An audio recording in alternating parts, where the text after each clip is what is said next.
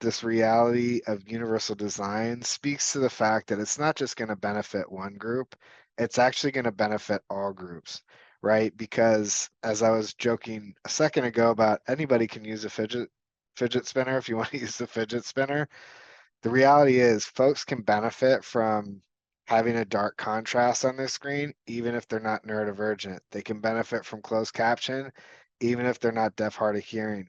You could use a speech to text tool, or you could use a screen reader, right? If you're getting your emails read to you, and you don't have to be you don't have to be blind, low vision to be able to access that tool. And so the reason I bring that up is because universal design really is this element, I think, in which if we do focus, but also think about the totality, then all things rise with it, right? So although we might be focusing on this one aspect, we realize it will have a ripple effect in which everybody will rise and everybody will be able to benefit from those changes. Um, the other reason that I think universal design is good is because it is easy to hyper focus on one area. Um, the challenge is that if you hyper focus on one area and don't think about the larger scale of things, that you will miss out on opportunities for those overlaps where you could actually have a better solution because you have those two viewpoints, right? Um, and so, I think universal is the piece that's really important. And so for us, I would say where we started was awareness. And from awareness, that facilitated our capabilities to actually drive systemic change within the organization. That could be anything from leveraging, purchasing software outright so that you have the tools readily available and we're not trying to go through an elongated process when someone needs an accommodation or adjustment. It could be something around where you're training folks on inclusive communications and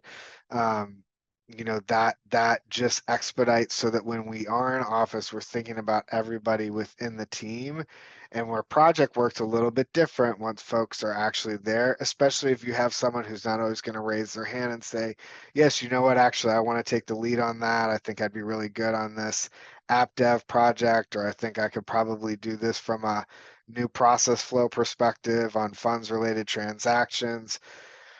When you have that up front, I think, and you're building those inclusive pieces out, it's really, really important. And of course, for me, my heaviest focus has really been, although I have definitely done stuff on the global scale, a lot of what we drove originally was within the US Canada space. But then we're able to see that play out on a much more larger scale. And I think, the piece of the awareness and then to really building that inclusion, I think learning plays such a critical piece.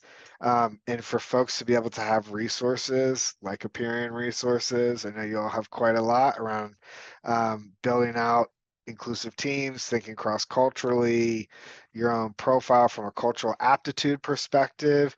Those elements I think are so critical as you're getting started. Um, and the last thing that I'll just say is you've got to really have that network or that crew or that team that is like-minded from a champion perspective, right? Um, at one point before joining employee relations, I actually worked in talent development and learning, and before that, I was in our inclusion, diversity, and equity team. And the thing that has been true to me throughout my time at State Street, and I think is just true of what I've seen across my career spectrum, is that finding those folks that are champions like yourself to be able to drive the change is critically important. And what I was able to find, I mentioned some of those friends in realty. There are folks I made friends with in technology. When you have that strong cohort of folks that champion and understand their own areas, that can also help you to affect change in much quicker, effective ways because they better understand the business or functional areas that they sit in than you do. And so that's just such a critical piece. But that would be what I say was our approach. And I think where we prioritized our efforts was the awareness piece first, but then really building out where can we find those champions to affect change.